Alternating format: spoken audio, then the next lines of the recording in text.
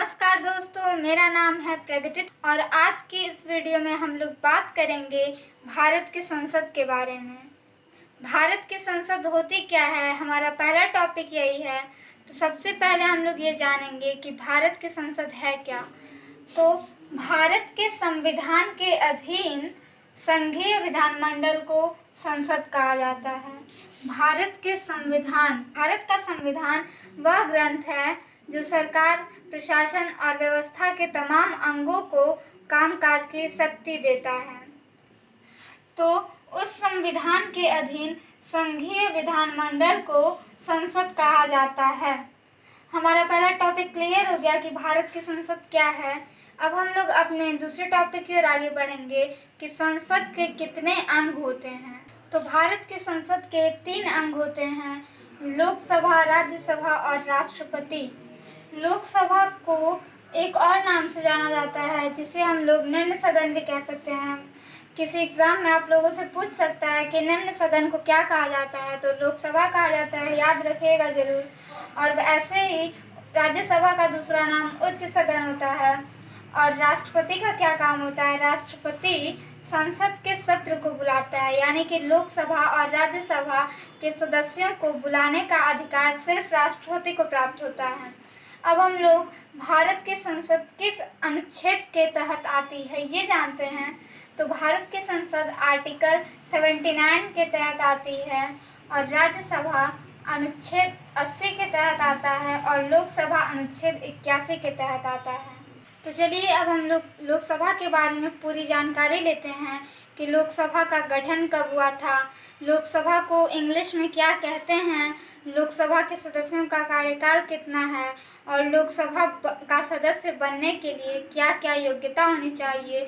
ये सब बातें हम लोग अपने अगले टॉपिक में क्लियर करते हैं। तो अब हम लोग जानते हैं कि लोकसभा को हाउस ऑफ द पीपल भी कहा जाता है और लोकसभा को निम्न सदन भी कहते हैं और लोकसभा अनुच्छेद 81 के तहत आता है। अब हम लोग कुछ इम्पोर्टेंट पॉइंट हैं, इसको हम लोग जान लेते हैं कि लोकसभा का गठन कब हुआ था। तो 17 अप्रैल 1954 ईस्वी में लोकसभा का गठन हुआ था। फिर लोकसभा का सदस्य बनने के लिए क्या क्या योग्यता होनी चाहिए, इसके 2 पॉइंट हैं, ये भी बता देती हूँ कि वो भारत का नागरिक होना चाहिए और उसकी न्यूनतम आयु 25 वर्ष होनी चाहिए। अब लोकसभा का सदस्य का कार्यकाल कितना होता है? तो लोकसभा के सदस्य का कार्यकाल 5 वर्ष होता है। और अगला पॉइंट है कि सदस्यों का निर्वाचन, लोकसभा के सदस्यों का निर्वाचन किसके द्वारा होता है? तो लोकसभा के सदस्यों का निर्वाचन जनता के द्वारा होता है। तो अब हम लोग ये जानेंगे कि लोकसभा में अधिकतम सदस्य कितने होने चाहिए, वर्तमान में कितने सदस्य हैं। तो चलिए ये जानते हैं। तो लोकसभा में अधिकतम सदस्यों की जो संख्या है वो 552 है और वर्तमान में जो सदस्य हैं वो 545 हैं। तो 545 में से जो 543 सदस्य हैं वो अधिकतम जनता के द्वारा चुने जाते हैं। अधिकतम जो सदस्य 543 हैं और वो जो 2 सदस्य बच रहे हैं वो राष्ट्रपति द्वारा चुने जाते हैं। तो 543 में 530 सदस्य जो होते हैं वो राज्यों द्वारा चुने जाते हैं और जो 13 सदस्य हैं वो केंद्र शासित प्रदेशों से चुने जाते हैं। तो अब हम लोग अपने नेक्स्ट टॉपिक की बात करते हैं, राज्यसभा। तो अब हम लोग राज्यसभा के बारे में जानेंगे। तो चलिए अब हम लोग राज्यसभा के बारे में जानते हैं कि राज्यसभा को इंग्लिश में काउंसिल ऑफ स्टेट्स कहा जाता है। और राज्यसभा को मैंने ये तो बता दिया कि राज्यसभा को उच्च सदन भी कहते हैं और अनुच्छेद 80 के तहत राज्यसभा आता है। अब हम लोग ये जानेंगे कि राज्यसभा का गठन कब हुआ था। तो राज्यसभा का गठन 3 अप्रैल 1952 ईस्वी में हुआ था। अब हम लोग जानेंगे कि राज्यसभा के सदस्य बनने की क्या क्या योग्यता है। तो इसको मैंने 3 पॉइंट में लिखा है। तो पहला पॉइंट है कि भारत का नागरिक होना चाहिए। दूसरा पॉइंट है उसकी न्यूनतम आयु 30 वर्ष होनी चाहिए।